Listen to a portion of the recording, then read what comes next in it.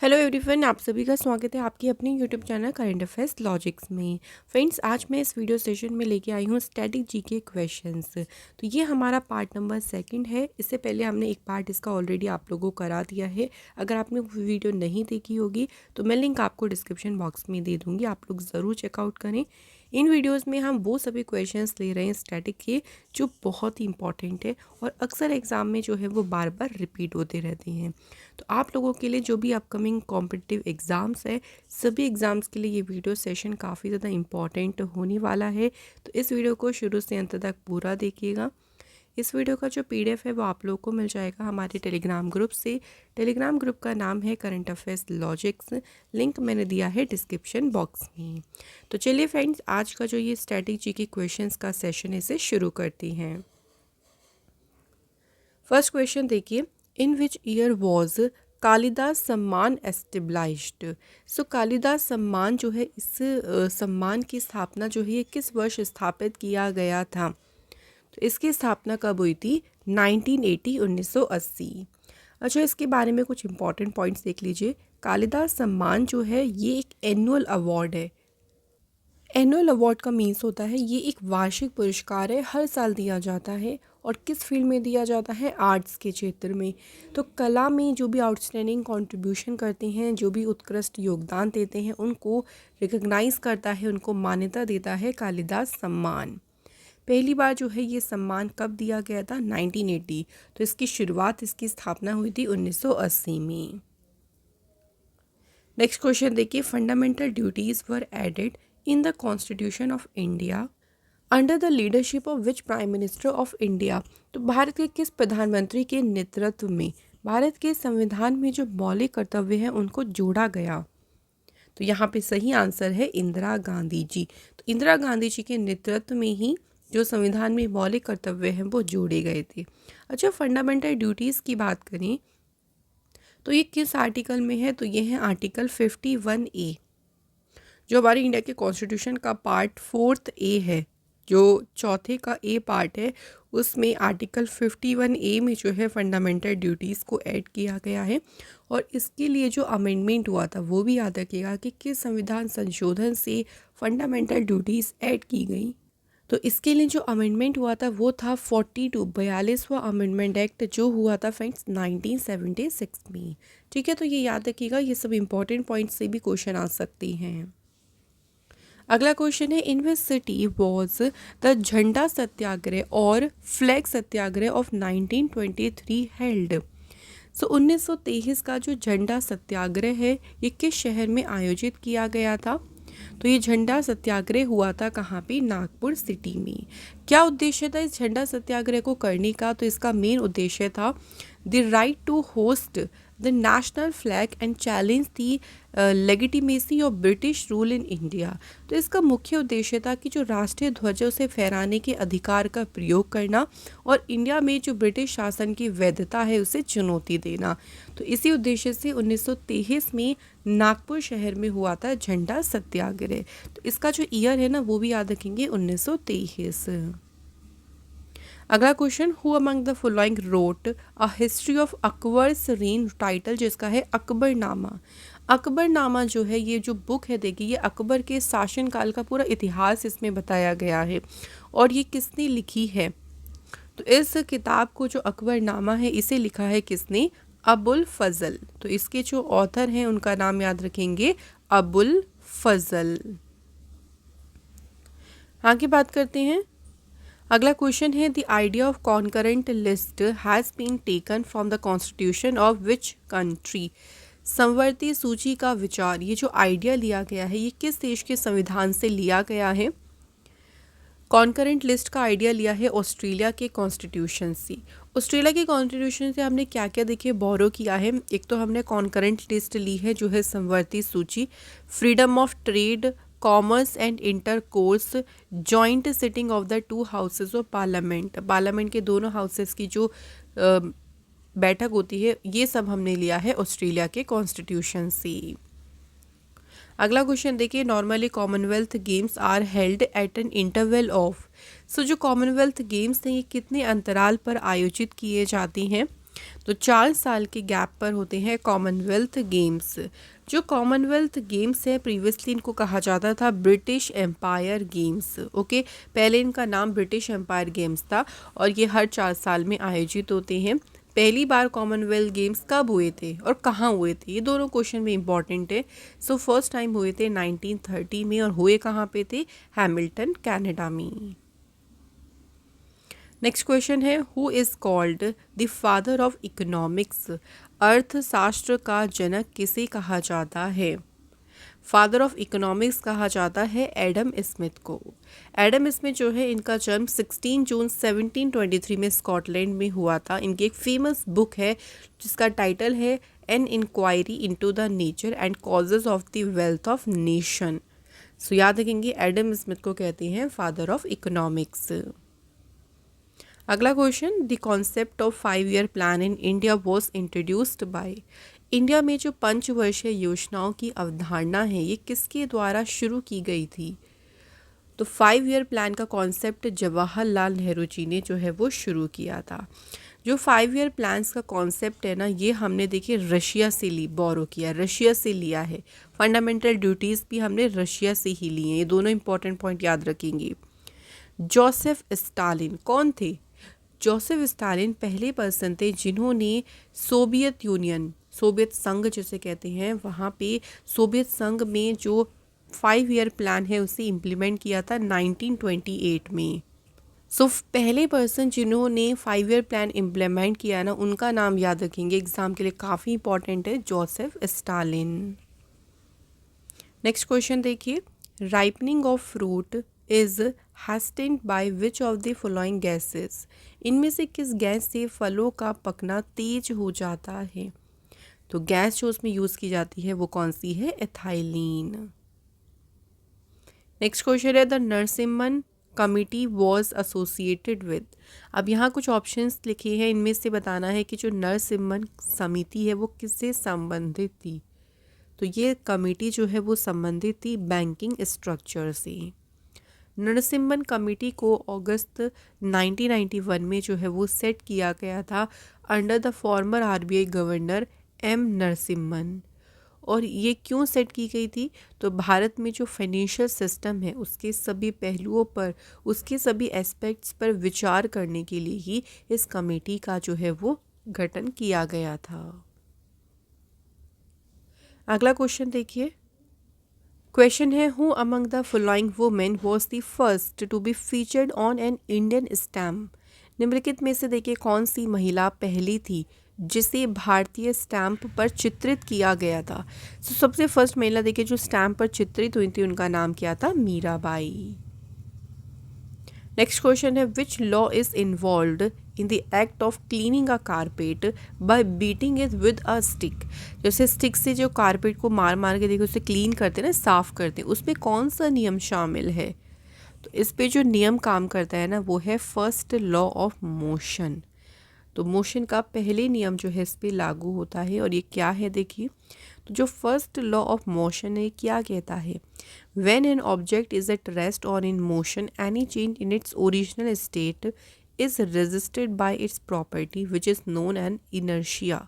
जब कोई वस्तु स्थिर या गतिमान होती है तो जो उसकी मूल अवस्था है उसमें किसी भी परिवर्तन का प्रतिरोध उसके गुण द्वारा किया जाता है और उसी गुण, उसी प्रॉपर्टी को हम कहते हैं जड़त्व। अगला क्वेश्चन है इन the constitution of India setting up of village panchayat finds mention under which article.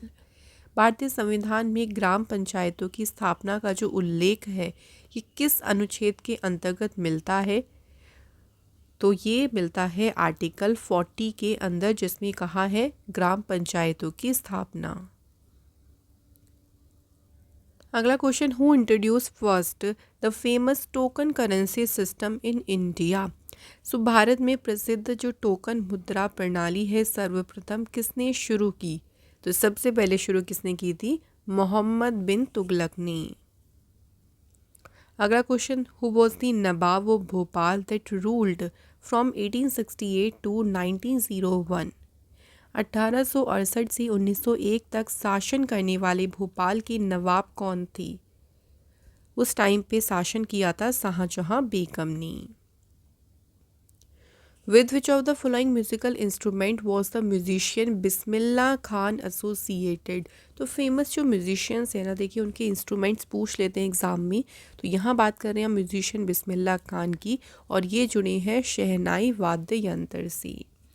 कुछ मैंने आपके लिए इम्पॉर्टेंट और म्यूजिशियंस रखे हैं जो स्ट्रिंग वाले इंस्ट्रूमेंट बजाते हैं, जैसे संतूर।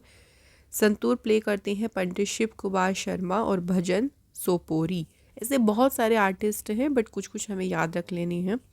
सरोद इंस्ट्रूमेंट की बात करते हैं तो इसे प्ले करते हैं अलाउद्दीन खान, अली अकबर खान, अमजद अली खान। नेक्स्ट हमारा इंस्ट्रूमेंट है सितार। सितार इंस्ट्रूमेंट को प्ले करते हैं पंडित रविशंकर, शाहिद परवेज़ खान। एंड वीणा जो इंस्ट्रूमेंट है, इसके म्यूजिशियंस कौन थे? जिया मोहिद्दीन दागर। अगला क्वेश्चन देखिए, the famous Chinese traveller Hiuen Tsang visited India during which emperor reign? So famous जो चीनी यात्री हैं हुइनसांग, ये किस सम्राट के शासनकाल में भारत आया था? तो ये भारत आया था हर्षवर्धन के शासनकाल में। अगला है, which of the following types of rocks are formed by the lithification process? Lithification जो प्रक्रिया है ना, इस प्रक्रिया के द्वारा किस प्रकार की चट्टानें निर्मित होती हैं? तो इससे निर्मित होती हैं सेडिमेंट्री रॉक्स। ठीक है फ्रेंड्स, तो सेडिमेंट्री रॉक्स जो है ना, ये फॉर्म होती है लिथिफिकेशन प्रोसेस से। अच्छा, लिथिफिकेशन प्रोसेस होती क्या है, थोड़ा सा इसके बारे में बात करते हैं। It refers to the process that loose and under consolidated sediment particles transform into hard and solid rocks। तो ये प्रक्रिया उसको संदर्भित करता है जिसमें ढीले और जो कम समेकित तलछट जो कण होते हैं वो कठोर और ठोस चट्टान में बदल जाती हैं। अगला question, who threw a bomb in the central legislative assembly along with Bhagat Singh to protest against the public safety bill in 1929? 1929 में पब्लिक सेफ्टी बिल के विरोध में भगत सिंह के साथ केंद्रीय विधानसभा में बम किसने फेंका था? तो इसमें भगत सिंह के साथ थे बटुकेश्वर दत्त। उन्होंने जो ये बॉम्ब देखिए फेंका था, वो फेंका था protest the public safety bill. जो ट्रेड डिस्प्यूट एक्ट है, जो पब्लिक सेफ्टी बिल है, इसके विरोध में या इसको प्रोटेस्ट करने के लिए उन्होंने ये बॉम्ब फेंका था। इसका गोल क्या था? To inspire Indians to fight British imperialism. जो ब्रिटिश साम्राज्यवाद है उससे लड़ने के लिए जो इंडियंस हैं उनको प्रेरित करना, और एक रेवोल्यूशन, एक क्रांति का जो आइडिया है ना, उसको फैलाना। किसी को हार्म करना, नुकसान पहुंचाना नहीं था, बल्कि इसका गोल क्या था कि इंडियंस को इंस्पायर करना कि वो ब्रिटिशर्स के अगेंस्ट में फ़ाइट करें। नेक्स्ट है, which of the following mountain passes is situated in the state of Uttarakhand? अब यहाँ पे कुछ पासेस के नाम लिखे हैं, इनमें से बताना है कि उत्तराखंड राज्य में कौन सा है।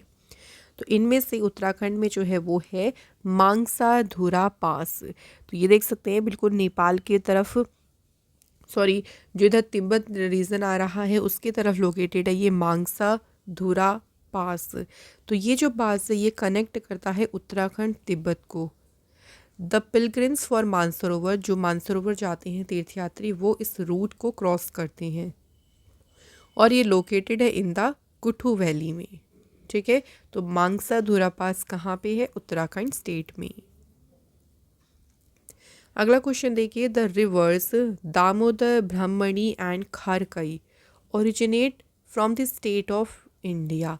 सो कौन कौन सी नदियाँ हैं? देखिए दामोदर, ब्राह्मणी और खारकई। सो ये जो नदियां हैं भारत के किस राज्य से निकलती हैं? तो ये नदी निकलती है झारखंड स्टेट से। नेक्स्ट क्वेश्चन देखिए, article 32 belongs to which part of the Indian constitution? So जो अनुच्छेद 32 है ये भारतीय संविधान के किस भाग से संबंधित है? तो इसके लिए है पार्ट नंबर 3। ठीक है, तो पार्ट 3 जो कि है हमारे फंडामेंटल राइट्स, उसमें है आर्टिकल 32। तो फंडामेंटल राइट्स में आर्टिकल आते हैं 12 से लेके 35 तक। पार्ट नंबर फर्स्ट जो है ये इसमें वर्णन है यूनियन एंड इट्स टेरिटरी का, जिसके अंतर्गत है 1 से लेके 4 आर्टिकल। उसके बाद जो पार्ट नंबर सेकंड है ये कहता है सिटीजनशिप, नागरिकता के बारे में। इसके अंतर्गत आते हैं 5 to 11 आर्टिकल्स। पार्ट फोर्थ जो है ये है DPSP, directive principle of state policy, और इसमें आते हैं आर्टिकल 36 से लेके 51 तक। नेक्स्ट क्वेश्चन है Ujjain is on the bank of which river. Ujjain शहर किस नदी के तट पर है? तो उज्जैन है शिप्रा नदी के तट पर। ओके, तो उज्जैन लोकेटेड है रिवर शिप्रा के तट पर। उज्जैन मध्य प्रदेश में है और ये इंडिया का one of the holiest city है। शिप्रा रिवर जो है ये किसकी ट्रिब्यूटरी है? तो ये सहायक नदी किसकी है? चंबल रिवर की। अगला क्वेश्चन है which of the following constitutional amendments provided for the right to education. अब यहाँ पे कुछ देखिए संशोधन के नाम लिखे हैं, इनमें से कौन सा संशोधन है जिसने शिक्षा का अधिकार प्रदान किया? तो शिक्षा के अधिकार के लिए जो अमेंडमेंट हुआ था वो था 86 अमेंडमेंट, और इसी के तहत एक आर्टिकल जोड़ा गया था 21 फर्स्ट, जिसमें राइट टू एजुकेशन को फंडामेंटल राइट बनाया गया फॉर चिल्ड्रन जिनकी एज है 6 to लेके 14 ईयर्स। तो 6 से 14 वर्ष के बच्चों के लिए शिक्षा का जो अधिकार है उसे मौलिक अधिकार बना दिया। अगला क्वेश्चन है which of the following channels और strait is located between the great Nicobar island and जो इंडोनेशिया का सुमात्रा आइलैंड है। तो ग्रेट निकोबार आइलैंड और सुमात्रा आइलैंड के बीच कौन सा स्ट्रेट या कौन सा चैनल है? तो यहाँ पे आता है ग्रैंड चैनल। सो जो ग्रैंड चैनल है ये आपका जो इक्वेटर यानी जो भूमध्य रेखा है ना उससे 6 डिग्री नॉर्थ की तरफ है, 6 डिग्री उत्तर में स्थित है, तो इसलिए इसको 6 डिग्री चैनल भी कहा जाता है। तो सेम नाम है इसलिए याद कंफ्यूज मत होना, 6 degree channel and grand channel ये दोनों सेम ही हैं। नेक्स्ट देखिए who was the prime minister of India during Indo Pakistan war in 1965। 1965 में देखिए जो भारत पाकिस्तान युद्ध हुआ था उस टाइम पे इंडिया के प्रधानमंत्री कौन थे? उस टाइम पे इंडिया के प्राइम मिनिस्टर थे लाल बहादुर शास्त्री जी। लाल बहादुर शास्त्री जी देखिए इंडिया के सेकंड प्राइम मिनिस्टर थे, भारत के दूसरे प्रधानमंत्री थे। पहले प्रधानमंत्री कौन थे? जवाहरलाल नेहरू। ये भारत के प्रधानमंत्री रहे थे 1964 से 1966 तक। फेमस स्लोगन जय जवान जय किसान ये लाल बहादुर शास्त्री जी ने दिया था। इन्हें भारत रत्न अवार्ड कौन सी ईयर में मिला था? 1966 1966 में। ठीक है, तो ये कई बार क्वेश्चन ये इनके स्लोगन से भी आ जाता है कि जय जवान जय किसान का जो स्लोगन है किसने दिया? लाल बहादुर शास्त्री जी ने। सो फ्रेंड्स हमारे यहाँ पे आज के जो हैं स्ट्रैटेजी के मोस्ट इंपॉर्टेंट क्वेश्चंस कंप्लीट हो गए हैं। हम थोड़े थोड़े क्वेश्चंस ले रहे हैं ताकि अच्छे से उनको सबको समझा भी सके, और ऐसे हम पार्ट वाइज जो है ये वीडियो आपके लिए लेके आते रहेंगे। तो आज का हमारा एक छोटा सा देखिए टेस्ट क्वेश्चन भी है, इसका आंसर जो है आप लोग मुझे कॉमेंट बॉक्स में ज़रूर लिखिएगा। क्वेश्चन देखिए क्या है, who among the following was the first ever badminton player from India to clinch an Olympic medal. अब यहाँ पे कुछ प्लेयर्स के नाम हैं, इनमें से कौन थे कि ओलंपिक पदक जीतने वाले भारत के पहले बैडमिंटन खिलाड़ी थे? आप लोग इसका आंसर जो है मुझे कमेंट बॉक्स में ज़रूर लिखिएगा फ्रेंड्स। और इसी के साथ आज का हमारा जो ये स्टडी जीके का सेशन है वो फ्रेंड्स यहाँ पे कंप्लीट हो गया है।